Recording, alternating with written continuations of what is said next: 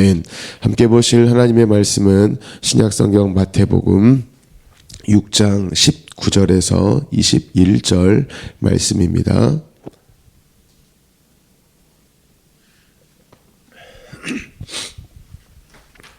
6장 19절에서 21절 말씀 한 목소리로 함께 읽겠습니다. 너희를 위하여 보물을 땅에 쌓아두지 말라. 거기는 좀과 동록이 해하며 도둑이 구멍을 뚫고 도둑질하느니라. 오직 너희를 위하여 보물을 하늘에 쌓아두라. 거기는 좀이나 동록이 해하지 못하며 도둑이 구멍을 뚫지도 못하고 도둑질도 못하느니라. 내 보물이 있는 그곳에 내 마음도 있느니라. 아멘. 방금 읽었던 이 본문 말씀을 우리는 많이 들어왔습니다. 아주 쉽게 이렇게 이해를 해왔죠. 돈을 어디에 쌓아두면 안 되고, 땅에 쌓아두면 안 되고, 어디에 쌓아둬라? 하늘에 쌓아둬라 합니다.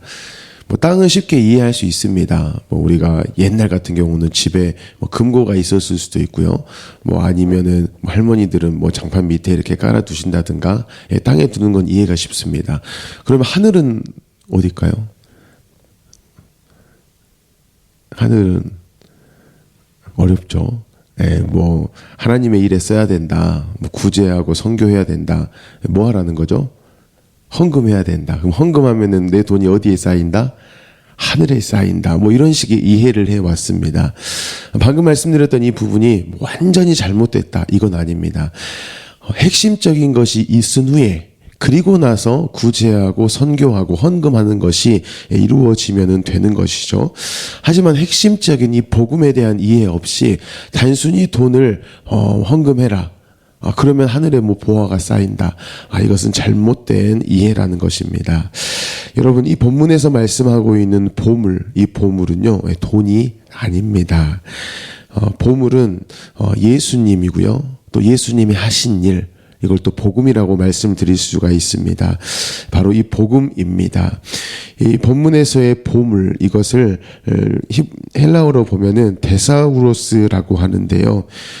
많이 성경에 등장을 해요. 근데 특별히 고린도 후서에서는 이 데사우로스를 보배, 이렇게 표기를 합니다.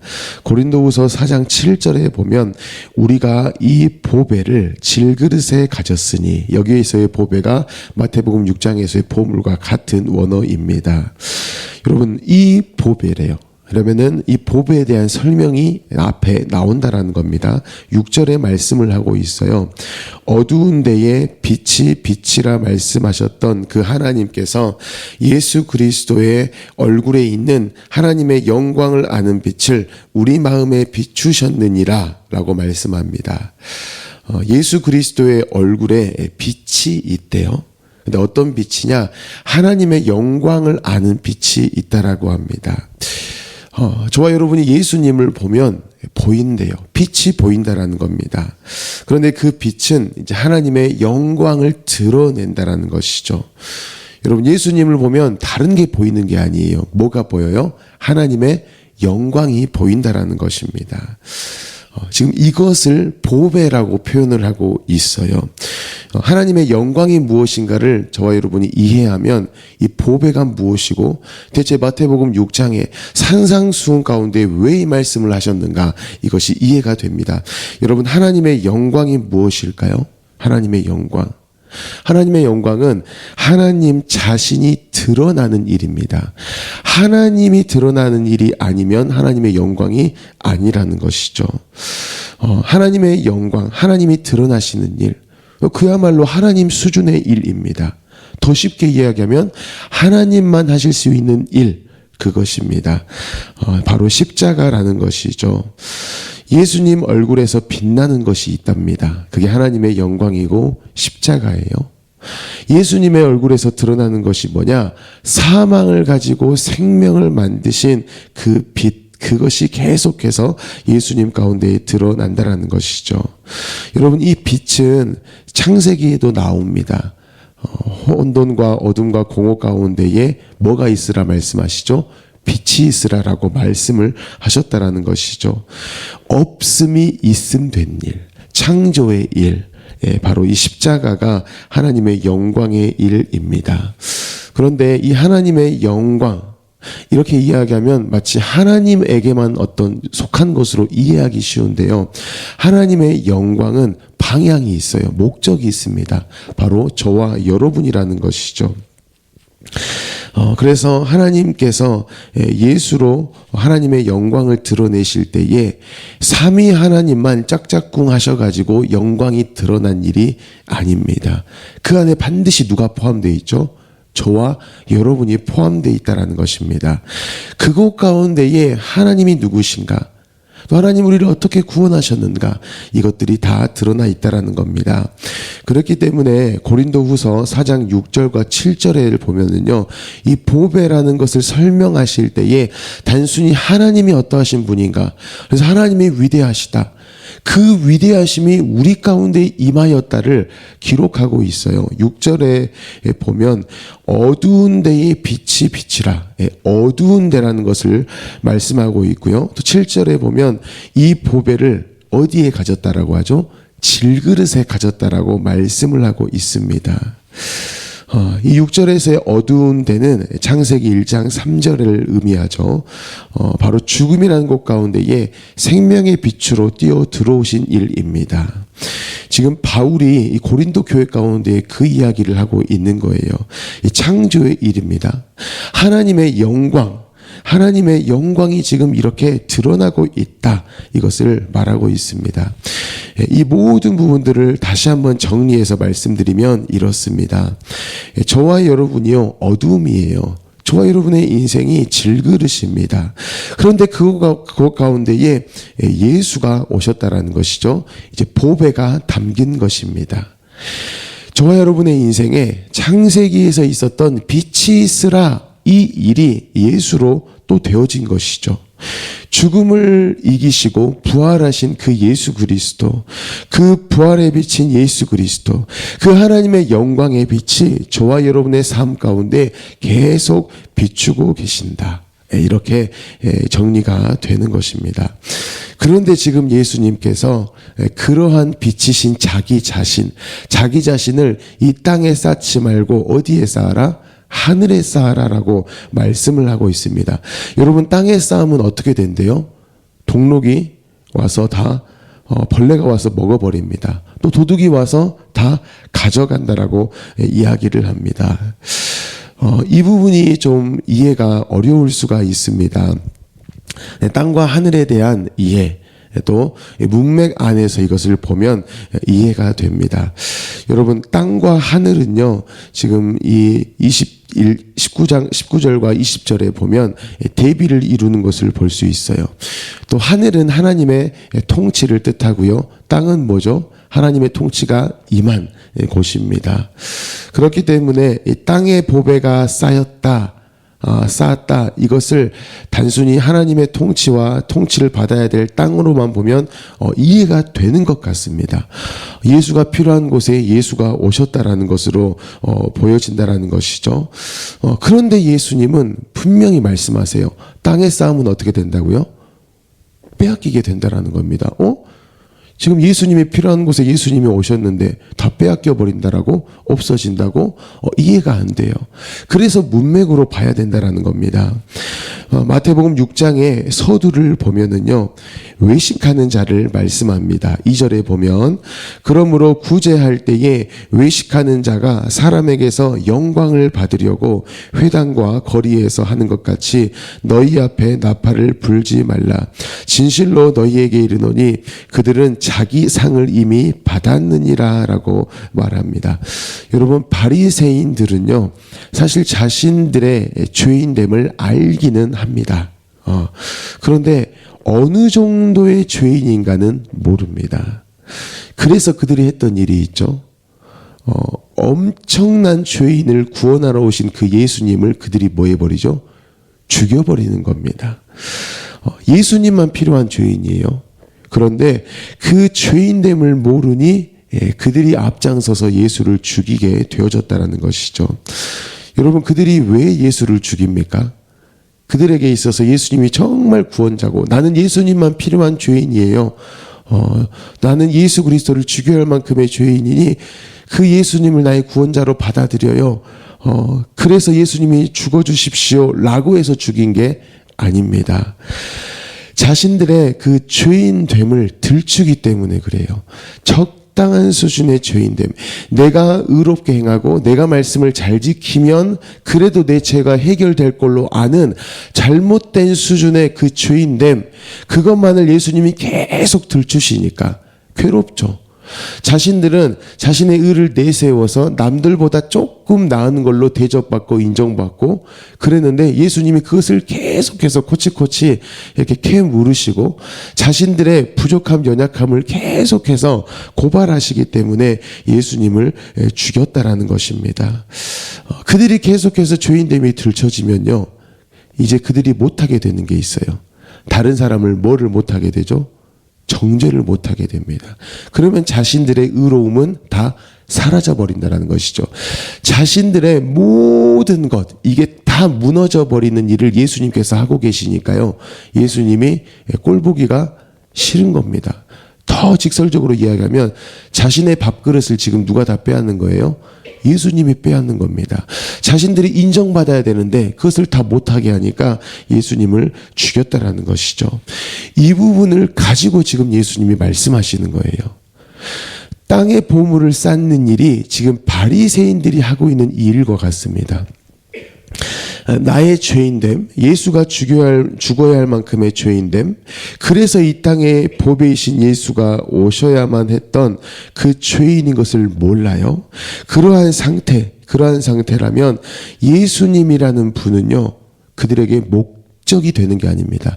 예수님은 그들에게 있어서 결론이 되는 것이 아니고요, 예수님은 그저 수단이 되어버릴 뿐입니다. 지금 이 시대로 말을 해보자면요, 이런 거예요. 나 그래도 예수 믿었다. 우리가 예수 믿으면 어떤 예수 믿는 자의 삶을 살아가잖아요. 그 삶을 가지고 이야기하는 거예요. 예수 믿은 거는 이제 믿었고, 나는 이제 뭐 천국 가게 됐고, 저 같은 경우는 나는 이제 목사가 됐고, 그러니까 나의 목사의 어떤 직, 내가 하고 뭐 했던 이것이 나의 의로움이 되어져 버린 인생, 이거를 지금 예수님께서 이렇게 하면 안 되는 거야. 김주영 목사, 네가 목사여서 뭐 하고 그래서 네가 뭔가 된 것 같고, 뭔가 네가 미래세대에 이렇게 했을 때 뭐가 열매가 된 것 같고, 그게 너의 의로움이 된 것, 그것은 네가 땅의 보배를 지금 쌓은 거야. 그건 어떻게 돼? 벌레가 와서 다 먹어버리고 도둑이 와서 다 가져가 버리는 거야. 이렇게 말씀을 하시는 거예요. 사랑하는 성도 여러분, 저와 여러분이요, 이 보배를, 이 예수 그리스도를 하늘에 쌓아가야 합니다. 어디에 쌓아가야 돼요? 하늘에 쌓아가야 되는 겁니다. 이거를 쉽게 이야기하면 우리가 찬송했던 거예요. 나의 의는 오직 무엇뿐이죠? 나의 의는 예수의 피밖에 없습니다. 저와 여러분이 자랑할 것은 예수 믿어서 한 무엇, 이게 아니에요. 저와 여러분이 자랑할 것은 여전히 예수 그리스도 뿐입니다. 하나님이 우리의 자랑, 저와 여러분이 입 벌려서 나의 자랑은 이거야 라고 말할 것은 뭐밖에 없다고요? 예수 그리스도의 보혈밖에 없습니다. 그렇게 고정을 해 놓으셨다라는 것이죠. 그것이 바로 보물을 어디에 쌓아두는 것이다? 하늘에 쌓아두는 것입니다. 여러분, 그 보물은요, 벌레가 먹지 못해요. 도둑이 와서 해갈 수 없습니다. 사실 우리가 예수 믿고 나의 의로움으로 이렇게 여겼던 것들은요, 사실 어떤 시험이 오거나 아니면 나보다 더 봉사 잘하고 충성 잘하고, 뭐 더 쉽게 이야기하면 나는 헌금을 내 생활이 이 정도인데 이만큼 했어요. 이게 내 의가 됐어요. 물론 예수 믿어서 하게 된 일이죠. 근데 저 사람은 집 팔아요. 다 팔아요. 그러면 내 의는 어떻게 되죠? 도둑이 빼앗아 가버리는 겁니다. 오직 나의 의는 예수 그리스도다. 이걸 예수님이 산상수훈 가운데 너희들이 하늘의 보화를 쌓는 거야. 너희에게 있어서의 기승전결은 오직 누구뿐이야? 예수 그리스도야 라고 지금 말씀을 하고 계신다라는 것이죠. 그 사람만이 어떤 상황이 와도, 심지어 예수 못 믿게 하는 세력이 정말 그를 공격해 와도 나의 은은 예수님 뿐입니다, 그 십자가 뿐입니다 하고 그렇게 붙들고 가게 되어진다는 것이죠. 이것을 예수님이 마태복음 16장 가운데 말해요. 22절에 보면 베드로가 예수를 붙들고 항변하여 이르되 주여 그리 마옵소서, 이 일이 결코 주께 미치지 아니하리이다. 예수께서 돌이켜 베드로에게 이르시되 사탄아 내 뒤로 물러가라, 너는 나를 넘어지게 하는 자로다. 네가 하나님의 일을 생각하지 아니하고 도리어 사람의 일을 생각하는도다 하시고 라고 말씀합니다. 여러분, 예수님이 베드로를 뭐라고 이야기하셨죠? 야, 나쁜 놈아 이것도 아니에요. 어리석은 놈아 이것도 아닙니다. 뭐라고요? 사탄아, 이렇게까지 말씀하십니다. 네가 나를 넘어지게 하는 자다, 이렇게 강력하게 말씀하세요. 강력하게 말씀하셨다는 것은 야 베드로, 너 이거 생각 잘못했으니까 조금 고쳐 라고 하는 게 아닙니다. 엄청 강력하게 말씀하시는 거예요. 지금 저와 여러분에게도 동일하게 말씀하시는 겁니다. 야, 십자가는 그냥 구원을 시키는 어떤 도구, 이게 아니야. 네가 뭐 수단으로 쓸 것도 아니야. 너의 결론이야. 너의 자랑이야. 너가 계속 붙들어야 할 거야 라고 지금 말씀하고 계시는 겁니다. 그래서 24절에 말씀하죠. 이에 예수께서 제자들에게 이르시되 누구든지 나를 따라오려거든 자기를 부인하고 자기 십자가를 지고 나를 따르라, 이렇게 말씀하는 것이죠. 이걸 마태복음 6장으로 말씀드리면 너희 보물을 어디에 쌓아라? 하늘에 쌓아라, 이렇게 말씀하고 있는 것이죠. 너 여전히 예수 그리스도만 너의 의이신 것을 기억하고 그 십자가만 붙들고 그렇게 살아가는 거야 라고 말씀을 하는 것입니다. 사랑하는 성도 여러분, 예수님이 보배이십니다. 그 예수님이 우리의 수단이 될 수 없어요. 저와 여러분의 유일한 목적이십니다.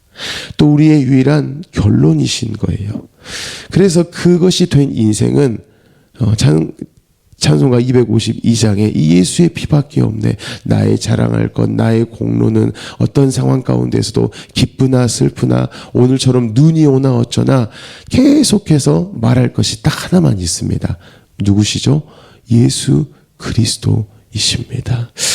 그렇게 저와 여러분이요, 오늘 하루를 이렇게 예수님만 계속 고백해 보십시오. 예수님만 나의 자랑이십니다. 이렇게. 그러면 그분은요, 이 예수님이 하신 말씀처럼 계속해서 그 보배를 하늘에 쌓아가고 또 쌓아갑니다. 쌓아가면 쌓아갈수록 더욱더 빼앗겨지지 않는, 내 생각에는 이 정도의 시험이 오고 이 정도의 고난이 오면 나는 무너지겠지만 아니요. 예수만 고백하는 인생은요, 여전히 그 삶을 또 살아가는 겁니다. 죽음의 현장 가운데 남보다 더 앞서서 뛰어 들어가요. 그리고 그 예수께서 나를 구원하셨던 것처럼, 그 어둠 가운데 빛이 있으라고 빛이 있었던 것처럼 그곳 가운데에 하나님의 영광을 드러내는 삶을 살아갈 것입니다. 오늘 그 삶을 살아가는 저와 여러분이 되기를 예수님의 이름으로 축복합니다. 아멘. 우리 함께 기도하겠습니다. 주신 말씀을 가지고 기도하실 때에 하나님, 예수 믿게 하셨습니다. 너무나 감사합니다. 예수 믿게 하셨다라는 것은 또 예수만 믿는 인생이라는 것입니다. 그 예수 그리스도만 또 바라보게 하십시오. 하나님이 내게 누구이신가에 대한 그 말씀을 또 생각나게 하여 주십시오. 그리고 그 말씀을 오늘도 붙잡고 가정과 학교와 직장 가운데 살아가게 하십시오. 바로 하늘에 보화를 쌓는 그 오늘 하루를 또 살아가게 하여 주십시오라고 기도하시기 바랍니다. 우리 성도님들의 직장과 가정을 위해 기도하시고, 용복마을을 위해 기도하시고, 우리 담임 목사님의 가정을 위해서도 기도하시기 바랍니다. 나라를 위해, 민족을 위해, 우리 북한 땅을 위해, 또 열방을 위해 기도하여 주시고요. 특별히 오늘 눈이 이렇게 왔는데 하나님, 눈으로 인하여서 우리 성도님들 어려움 당치 않게 도와주시고, 또 많은 분들 안전운전할 수 있도록 붙들어 주십시오라고 기도하시기 바랍니다. 뒤리킴 순택 선교사님, 견면 중앙교회 이기룡 목사님, 또 우리 광신대학교를 위해 기도하실 때 특별히 오늘 우리 새로운 총장님이 이렇게 취임을 하시는데 하나님, 우리 총장님을 통하여서 우리 광신대학교가 또 복음으로 더욱더 나아가게 하여 주십시오. 더욱더 학생들에게 복음을 가르치는 우리 학교 되게 하여 주십시오라고 우리 학교와 또 총장님을 축복하며 기도하시기 바랍니다. 우리 모든 기도 제목을 가지고 함께 기도하겠습니다. 사랑이 많으신 하나님 너무나 감사합니다. 우리에게 베푸신 놀라운 권을 기억합니다.